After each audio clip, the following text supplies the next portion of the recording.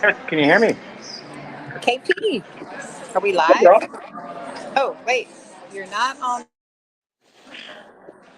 I will be in like 2 seconds. Yes, but I'm trying to figure out how to get you in my headset Oh, instead of where everybody can hear me. okay. I can hear you. I don't know what you're doing on your end, and I'm just going speakerphone. I am not. I am at the Austin Women's event. Look, amazing women right here. Hello, hello, hello. Yeah. And Oh, there are hello. lots of them. And I'm giving them some free advertising. So, you're not JY. No, I'm not. I, Somebody asked me if I had wine, but the answer is no. I just wish I did. I am standing in Yeah, front of the step and repeat. If that's I'm just hiding out using their table. love it. So look, it says we're live. So I am at just so everybody knows, I don't know where you are. It doesn't look like you're home either in your Yeah, home base. I'm in New Orleans here. I don't know if you can see downtown. I give everyone a little shout out. Yeah. This is we're at the JW Marriott.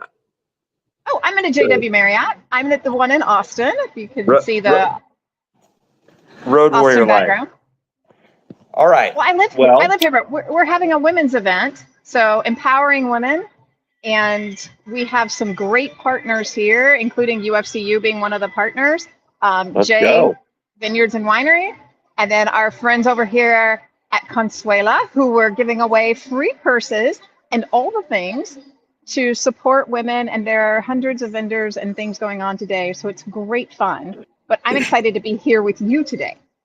Well, I appreciate you making it happen. And we're missing our co-host, the lead, Brian Views. So I don't know if he's traveling or what, but He's on a plane, so he abandoned yeah, us today. I know I had that a few weeks ago as well. Okay, so you wanna get into some of the topics that Robbie sent us. I think were pretty cool. I mean, this big old Fed meeting coming up. It's kind of a big deal. I think it's Kind of a big deal. it's worth mentioning. Um, I'll just espouse some thoughts. I threw my usual Thursday LinkedIn video out there last night, and I talked a little bit about it. But all the inflation data, all the jobs data, which jobs is much more important than inflation at this point. All the accumulation of everything to this point will come to a head next Wednesday when the Fed meets, and they meet every 6 weeks, the Federal Open Market Committee meeting.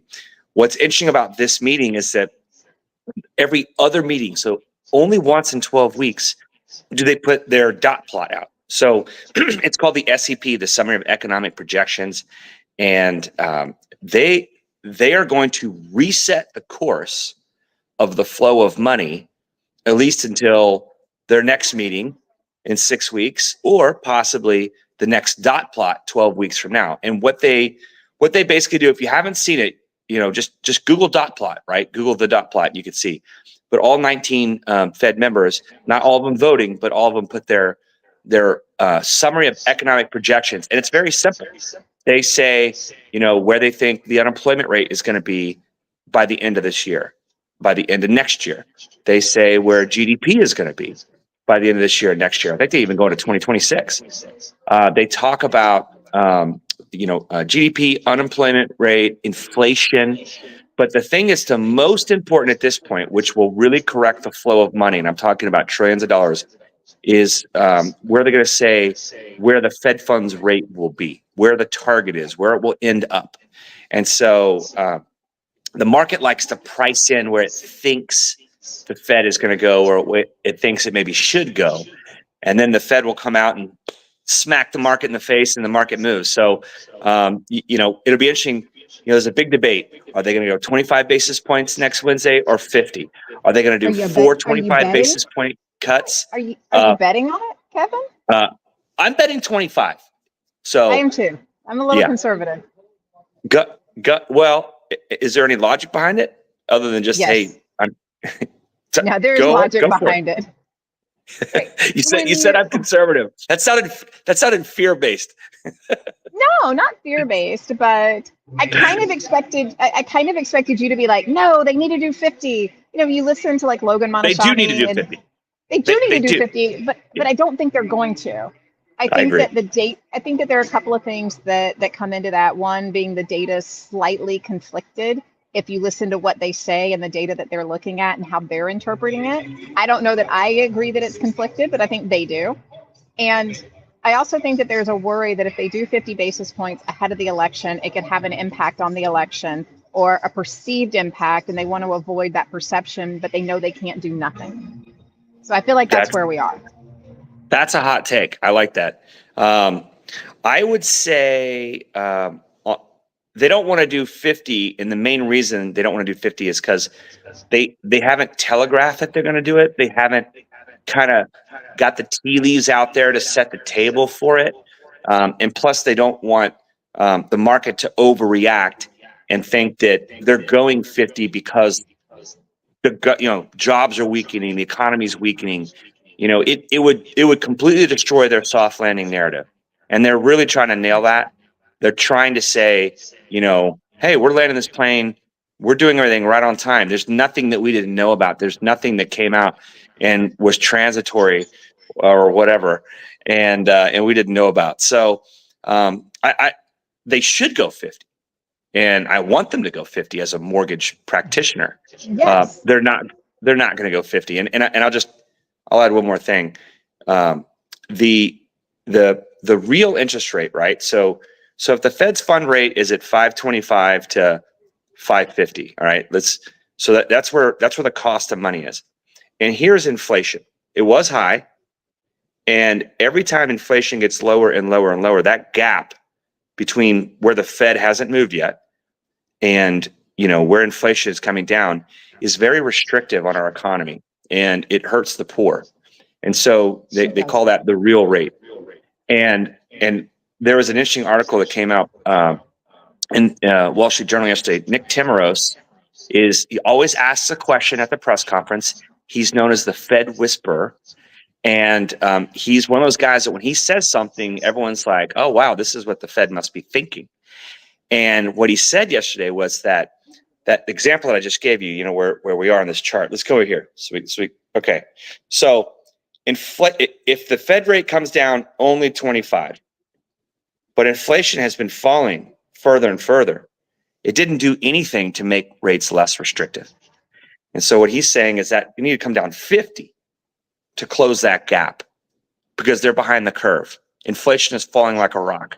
So it was very interesting. And then the last speaker last Friday before the Fed went into the quiet period, Fed President Waller, right after the jobs report at 8:30 Eastern, he came out and he said, to my point about setting the table and the narrative and all that, he said, it wouldn't be a bad thing if we were to pull forward some of the rate cut.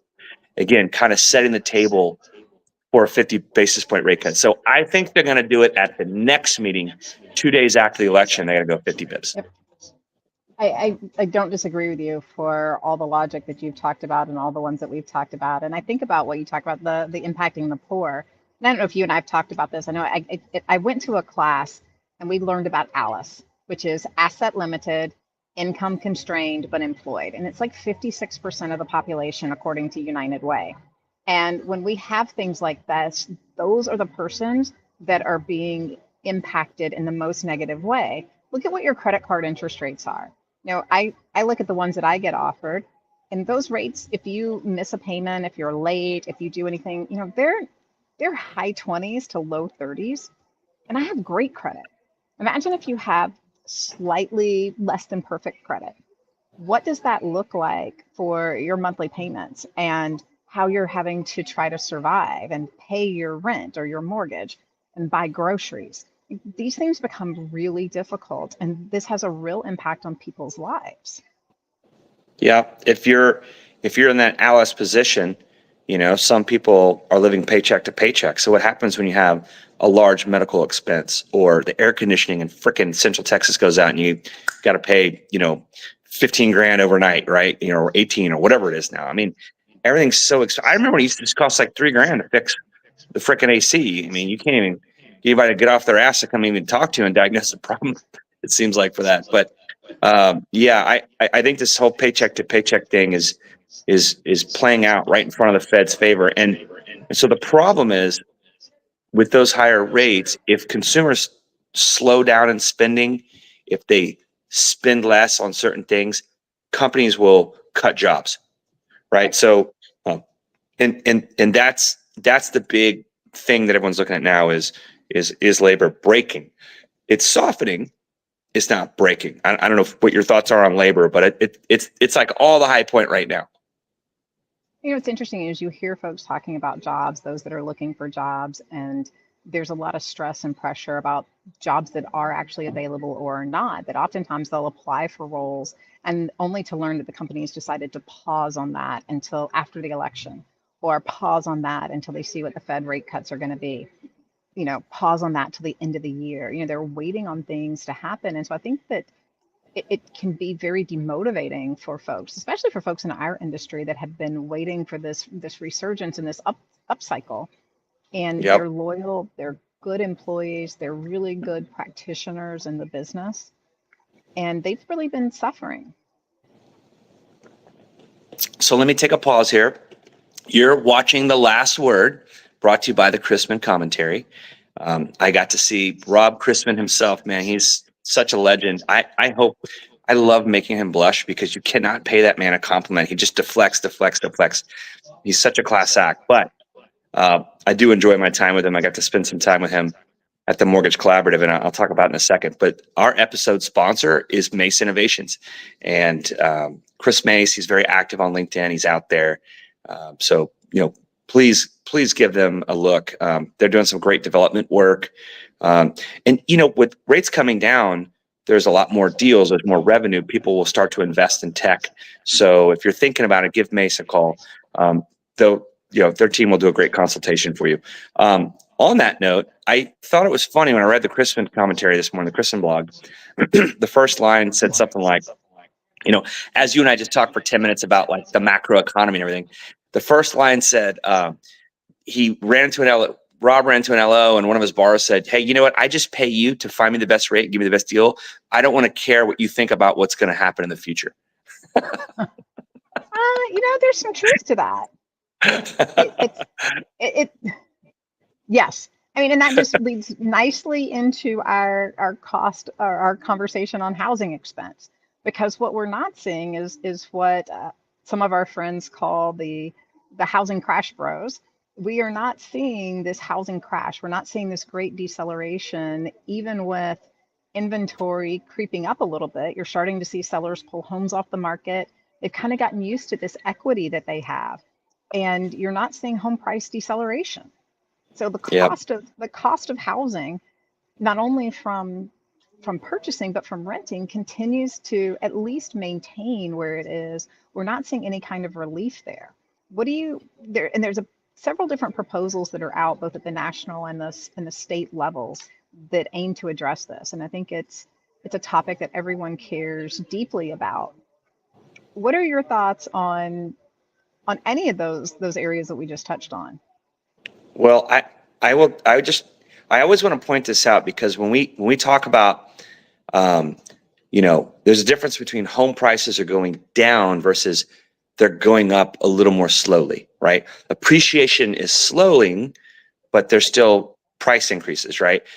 Same thing with inflation in the broader economy, right? So for me, it is interesting, because a lot of times when you see someone say, okay, Austin, for example, where you are, right? Austin is experiencing price declines. Now, they might be experiencing outright price declines at like the higher price point of homes. I know they are for like jumbo loans, right? And so then that means less of the higher end stuff is selling. I guess the people from California aren't coming in and selling their house here and going to Austin anymore. But so the median home price comes down, and that brings all the averages down and the medians down, and that's different, right? Because you and I both know that homes under 300,000 almost don't exist, and Correct. they're flying off the shelf if they do. Whether it's a working family or or an investor trying to buy it, to rent it out. Not an institutional investor, just any kind of investor. So, I think there are different brackets of homes that are out there, which is why it's nice to, the FHFA price index just looks at the Fannie Freddie stuff, right? It strips out jumbo loans. So, that index and all indexes, indices, are all going up. So home prices are going up, but so is insurance, and so is taxes. And why are you trying to bring the bad news then on a Friday? Well, so it's called the Oreo sandwich, right? Or some people call it the shit sandwich, right? So you start with the good news, then you hit them with the shit, and then you end with some more good news. So like you go with the cookie and then the white stuff in the middle, and then although I like the white stuff in the middle, I actually don't even like the chocolate chip cookie. I think Diana's going to start bleeping you when you use those kind of words on our family friendly podcast. Sugar. I apologize, Mace Innovations. Sugar, my bad. And you're right. I have been working on that. Trust me, there's a lot more cussing I want to do, but I've been very good. But yeah, insurance. I mean, gosh, here this trade show I'm at, this AIM Fuse show, almost didn't go off because of Hurricane Francine. And there are some lenders and vendors that just canceled and decided not to come. There's some attendees that decided not to come. I got on the phone with my chief marketing officer, Paul Lucido. I was like, man, we got to make this happen. We got the booth there. We're rolling out a new portal, the Loan Express Originator for wholesale and correspondent at PRMG. We got to make a splash, we're going. And one of our AEs, poor girl, Brenda Oxford, she was sitting up playing last night, and at midnight they canceled it. And the next flight out was 5 a.m. And it's like 3 hours of driving just to get home and then back. She slept in the airport. I mean, this is a grown ass woman who's very accomplished. She's a mother. Like she's not like, when you walk by the people sleep in the airport, you're always like, gosh, couldn't they get a hotel somewhere? You always think that, sometimes it's not possible. Sometimes it's not possible. And sometimes it doesn't make sense to drive an hour and a half home and drive an hour back. You might as well just sleep for 3 hours. Right. So, yes. So anyway, this hurricane that hit here, is going to cause some damage. I don't know the estimate yet, but I know when, I believe Beryl came through Texas, the estimate is at $1.4 billion in damage. Billion. They start billion. with B. So boom, there goes our insurance costs. I mean, it's a real thing. So having said that, the most important driver for home affordability is rates, and rates are coming down. So there's the other side of my poop sandwich. We are coming down. Rates are getting better. It is a great tailwind for home affordability. There will be more competition for what little inventory is out there, and it'll drive prices back up. But if you couldn't afford a house marginally, you're back in the money. Yeah, so now might be a good time to go put that contract on a property this weekend ahead of what's coming in the next few weeks, and just maybe have a little bit longer closing. And if you feel confident and talk to a mortgage professional, maybe you want to float your interest rate a bit. You're seeing some of the pundits talk about floating interest rates at this point, as opposed to, the constant daily reminders to lock your loans. They're saying, hey, cautiously floating could be an option in this current environment that we're in. Yeah. And for those that have to sell their house to get the new one, say you're not a first time home buyer, they've got some great power buyer programs out there where you can get your home listed, and then you basically get 180 days to go out and kind of hunt for the new loan. Right. So, it's there's some pretty creative financial products out there to make it a little more convenient. No, absolutely. And our job as lenders is to really listen to those pain points and create problems. Don't create the problems, create the solutions that solve those problems and solve those pain points. Yeah, I'm still remembering Alice, right? So the important part at the end, the E, is employed. So income constrained yet employed. And so there's no greater deflationary force than losing your job. And jobless claims came out yesterday, and they're about on point. And so, we talk a lot about labor softening. It's not broken. It's not breaking, but it is softening. And so it'd be interesting to see if we can get this, this injection of cheaper money, this injection of refinances and cash outs and lower interest rates and lower credit cards, to your point. Even the the Manheim used car index, which came out in the CPI report, or part of those reports, showed less of an increase in used car prices. And so, that's a sign of obviously higher interest rates. And so if rates start to come down, we'll start to see more competition. Be curious to see how that goes down. I would just add one thing. I read a very interesting chart. I say this a lot. I pay like all these subscription fees for all these different sources of information that literally no one else that I know has. And so one of them was Stansberry Research, and they showed this chart. Okay, and I love doing these little things where I should have like a drawing, but basically you've got this line going down for job openings, and you have this line going up for people unemployed. So as those two converge on each other, so as there are less job openings and more people unemployed, these are signs obviously of potential recession. And so recession talk is on the table again. I don't want to be the bearer of bad news, but that a lot of times when the Fed does what it's been doing and keep rates at one of the highest levels it's been at for as long as it has without cutting, you put a lot of constraint. So it kind of depends on your mindset. Are you looking for bad news? Are you trying to be defensive and you're a conservative? Or are you trying to look for the good things? Baby boomers have money. They're still spending money. They're still, consumer sentiment came out today. I didn't even get a chance to see that report. I don't know if you saw it or not. But no, I've been at this women's event, which has been fabulous, but I have not looked at any economic data yet this morning. Oh, if there's somebody you want to put a comment down in the live, that'd be great. I did miss the consumer sentiment, unfortunately. So I don't know. Do you think we're in a recession?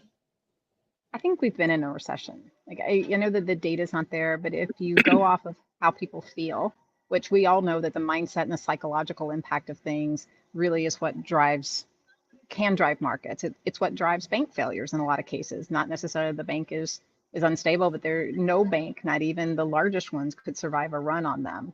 And so if people's mindset changes and sentiment changes, it can put you in a place, and I think in a place that's very negative.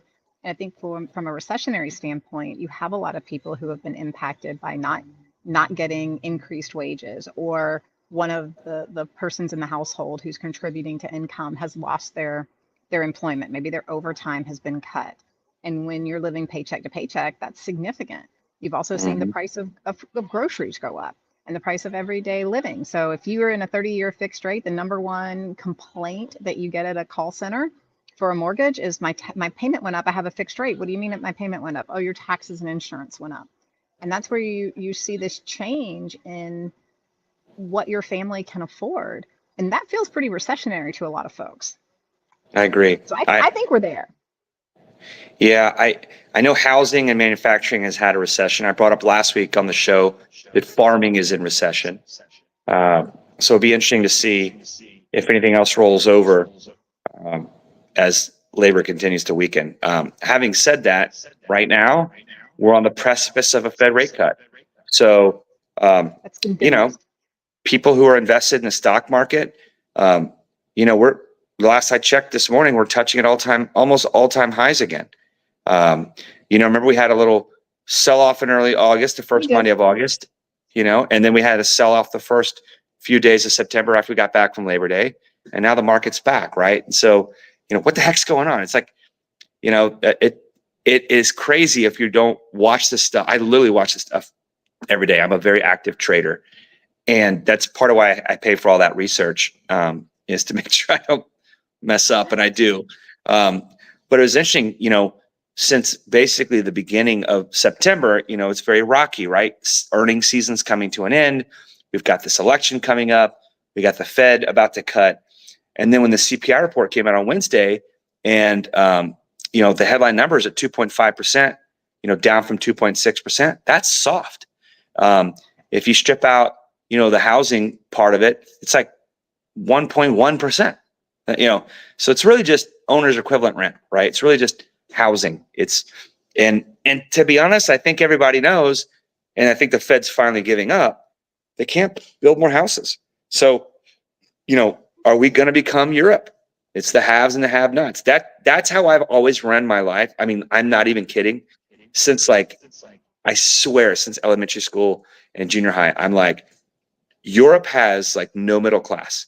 You either own property and you're part of a family that can help you get property, or you ain't never getting it. So, I know we're not there in America, but when I see what's happened since COVID, and I see, now when rates are higher, how much harder it was, for people to get into a home, especially with there being so little, I mean, look, we're still at 63% homeownership rate in America. I mean, it's not that bad, but could it get worse? Could it get worse from here? It could. I don't know. It could, and we don't want that. I mean, you look at, speaking of Europe, I read an interesting article in my morning reading today. This is what I do at 3 or 4 in the morning when I get up, is read all these articles that come out, and they were talking about Europe and Europe's overall economy, and they're making some bold moves, or they're trying to support some bold moves, including allowing additional mergers across European countries, more like a treating it like a United States or the European Union, but creating more economic opportunities because they don't see that they've really kept pace with the world. And they want to increase tariffs. They want to, make sure that China is not taking advantage of them. So some great articles on there, out there in the world about what's going on in Europe and what they're trying to do to make it better economically. And it may not feel this way, but we have the best economy in the world. We do. So for all the negative talk, we live in the best place. We really do. Like, I like to think, like, what if just my whole life went to hell in a handbasket? I would live off like some dollar menu at a fast food place. I would totally scale down. I would get like the cheapest little electric vehicle possible and just kind of like do my thing and just hang out at the beach. And I would just surf the internet. I swear, I think I could do it. I don't know if you have these survival thoughts. Like, what if there was like an earthquake or a tsunami and like you had like, it was a total reset, an asteroid hit the planet. Like, would you really be able to make it? I look at my kids. Okay. I didn't choose to raise them in Orange County. All right. I moved there for the opportunity at PRMG to become a partner in the company, but I'm raising soft children. And so I'm like, I mean, they're tough. They play soccer and they play sports, but I'm like if we were like stranded for like 4 days, like what are their survival skills, and that's on me. I'm dad. So I think about I don't think we're going to go to that kind of stuff. We are in a great spot. It's a great country. We're in a good spot. European Bank, they just did their second cut. That was announced yesterday. So their second 25 basis point cut. And they're projecting like 1.1% GDP growth. Bank of England, they're meeting soon. They had a cut back in August of 25 basis points, which, by the way, all the banks, they all kind of work together. So, it's almost like, why do we even look at inflation and and employment reports? They're all going to just work together anyway. And US is going to, the Fed's going to like let them start. Then we come in from behind, because we got to scoop up the bulk of all of fixed income securities business around the world and float our big ass budget. But, you're right about Europe. I mean, Germany is a high manufacturing country, but they do certain things. Ukraine is the breadbasket. They have a lot of grain and they help feed a lot of Europe, which is one big reason why them joining NATO pissed off freaking Russia and they're going to war there. And so, I don't know how they get on the same page. China does historically dump a lot of oversupply into Europe. And it does wreck with a lot of local businesses that can't really have local businesses that can compete. So your point about tariffs is not new in Europe. And China, by the way, I'm going to end right here. They're not growing like they have been. I mean, if you look at the price of oil right now, it's at like $63 a barrel. China is a huge buyer of oil. They're not buying. Their economy is not doing well. Their real estate has crumbled. Most people have like 70% of their net worth are tied up into real estate, and their housing prices in China have come down. And, look at Shein and all these different like companies that are now flooding our markets in the US with like cheap goods, and Europe is getting flooded with electric vehicles from China. Their own population doesn't have demand. And so, there's a big impact on that. And so if there's global slowdown and global recessionary type pressure, anything under 2% GDP in any country is contractionary. It does have a ripple effect here in America, although I do think we're sheltered pretty well. That's a great place to end it today. We almost ended it on the zombie apocalypse and whether or not you're going to make your kids go live in a tent on the beach. But I'm glad we moved on from that, and your kids aren't going to have to endure that. You can get them into scouts or something. I've seen your kids. They've got some spunk and energy. I think that they'll be fine. Yeah, that'll be good. So once again, I agree. Thank you to Chrisman Commentary for putting this together. Thank you to our sponsor today, Mace Innovations. Thanks, KP, for joining us from the JW Marriott, live from here at the Austin Marriott. We hope you guys have a great week, and we look forward to seeing you next week. Bye-bye. Have a great weekend. Cheers.